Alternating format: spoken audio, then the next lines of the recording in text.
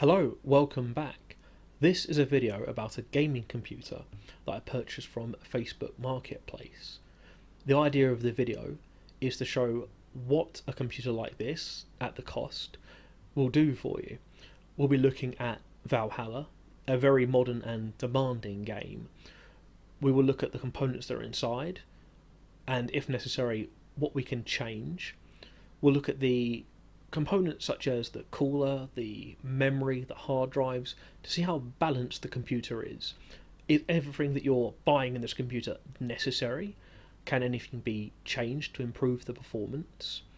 We'll explore all of this whilst giving the computer a nice clean, seeing if that makes any difference, and what you can expect.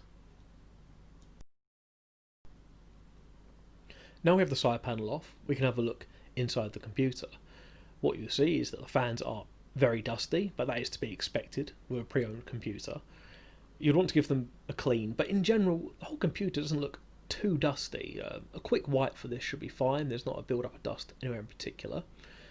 As we have a look at the components, the first thing you'll see is a power supply, 600 watt, a brand that I can't actually find for sale, but in America supposedly goes for $60. An SSD, 60GB, which is the minimum you'll want for an operating system, and a 2TB Fire CUDA, which is unnecessary in this price bracket for a budget PC, and would be better served being just a standard either 500GB or maybe 1TB hard drive. They have been blue tacked down rather than screwed in. The graphics card is a GTX 970, a very capable graphics card, and that is what we will also be exploring, of course. It has 16GB of RAM. The graphics card has sagged somewhat, which will happen over time. It doesn't affect the performance of the card, but as you'll notice, it's not as straight as it used to be. And it's a good brand. It's a palette one. It will run quietly. It's definitely going to need a clean, of course. And the power cables, as you can see, are very strange the way they've done this. That will make sure we change, although it won't stop it from working at all. This is the over-the-top cooler that's come with an i5-4440, which is a entry-level at best processor now, capable of playing esports games but not much more, and that cooler is very over-the-top for such a system. That's one of the first things I would change. Now we've had a look at the insides. The case itself, very nice. There is a hole in the top filter, but when you buy a computer from Facebook, that's sort of thing you may have to live with, have to deal with. Now, let's see a little bit of gameplay. As mentioned before, we are playing Assassin's Creed Valhalla, a very demanding game on processors and graphics card. What you'll notice in this video, and this will be a trend throughout, is the processor is at 100% usage almost the entire time. Regardless, playing at medium settings, we are still hitting around the 40 FPS mark, and as you can see, the game is running smoothly. I was expecting a lot more stutters when this started, given the processor is too weak for their minimum specs, but as you can see, it seems to be running absolutely fine, and the computer temperatures are all perfect as well. With a GTX 970, you're expecting to get a score a little bit higher than this ordinarily, but each one is different and seems to be performing absolutely fine in this game. What we're going to do is head into a more populated area. As with most games, when you run it outside, the game will handle it much better. When you get into a populated area, that's when hardware can begin to struggle. And as you just saw, that is the start of the problem with this computer and Assassin's Creed Valhalla. These constant freezes. At first, I was not certain what was causing them. It could be an array of things. It could be the hard drive, which the game is running off, isn't fast enough. It does recommend an SSD. The processor, as mentioned before, is constantly at 100%. It may be being overwhelmed, although I've not seen an actual game freeze where you can still look around before. That is quite new.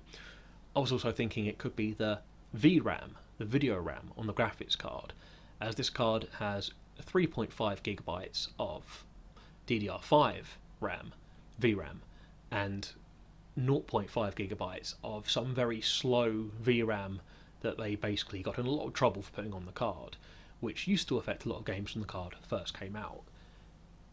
As you can see from this run, periodically it is just stopping, and it doesn't make this unplayable, but it's not going to be the best experience. What we'll do now is we're going to clean the computer, change the film paste on the graphics card, and see if this makes any difference to the gameplay. I've already given the computer a bit of a clean, the front fans, and given it a wipe. Now we're going to have a look at the graphics card and see if the thermal paste has dried, which with a card that is around 4 to 5 years old, it will have dried out and may need to be changed. The temperatures weren't actually too bad, but we're going to change it anyway to see if it does make a difference. As I found when I took it apart, of course, it was dried.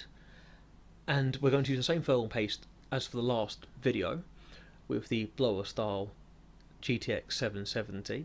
It worked absolutely fine for that. So as I mentioned before, if you have a good thermal paste and you find it works, that's absolutely fine. Do remember to put the fan connector back in when you put a card back together. Taking a card that isn't a blow style one can be slightly more complex, and I've decided not to show it in this video as it really wasn't as satisfying as in the last video with the blower style cooler. There wasn't that much dust in there, it was just a basic case of cleaning it, changing the thermal paste, and the temperatures of this card were pretty good already, even with the dried thermal paste. If you're not comfortable changing thermal paste, you'd probably have been alright just leaving the card as it is, but we want to get the best out of it and see what we can do. And now we're back to Valhalla on low settings. What we're going to test now is to see if the computer on the lowest settings can run the game. And I was pleasantly surprised to find that the stutters or freezes had completely gone. The computer is capable of playing this modern game, and by default then, all older titles and most new modern games on at least low settings, with around 40 to 50 FPS on average, which means that for a budget build, it's a success. Of course, when you say about a budget build, you have to consider the cost. This computer did cost £250. Originally, it was meant to cost $350, but as everyone kept letting the seller down, they sold it to me a lot cheaper. $350 in today's market, with inflated prices, is acceptable for a computer that can play a game like Valhalla. Absolutely fine on low settings, it still looks good, still plays absolutely fine. Of course, as a bit of a spoiler, the graphics card can play the game on medium, and I'm going to fix that later on in the video. Buying a computer for £250, which works out of the box, so to speak, playing a game like this, even on the lowest settings, is a huge success. And another thing to consider is that the components in the computer, some of them which aren't really necessary, like the 2TB Fire CUDA drive, can then be sold and replaced with a cheaper component, which may give you back some of the cost. Now we're having a look at the gameplay again on medium settings to see if cleaning the graphics card made any difference, which I doubt it will. What we've discovered though by it working on low settings is the hard drive is not the problem. The 16GB of RAM of course is not a problem, as that's more than enough. The processor is the most likely culprit, and with a machine like this you do have limited upgrade options, but there are a few good options. This is running on an i5 with 4 cores. The next natural upgrade is an i7, which has 4 cores and 8 threads, which is really the minimum you'll want for modern games. What we're going to try to do is put an i7 in this computer, which I believe will eliminate this stuttering. I believe the CPU is being overwhelmed when on medium. The graphics card should be absolutely fine, and we'll have a look at the gameplay once we've installed the new processor, as currently on medium settings this is not playable. And we want to get the most out of a budget computer for the least cost to give the best experience and still on a very good budget.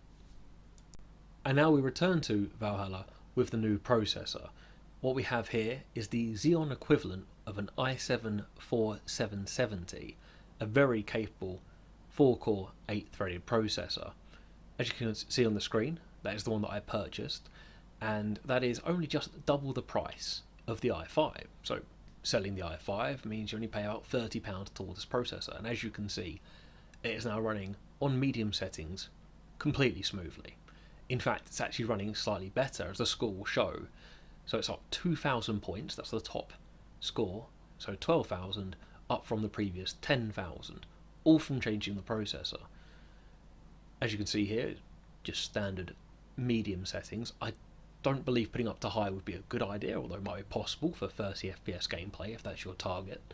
But I think a good balance now for this computer is the i7 or Xeon equivalent and a GTX 970. And once you sell the Barracuda hard drive, add your own hard drive, change the cooler, you've probably only spent around £170 in total on this computer. Thank you very much for watching. See you next time.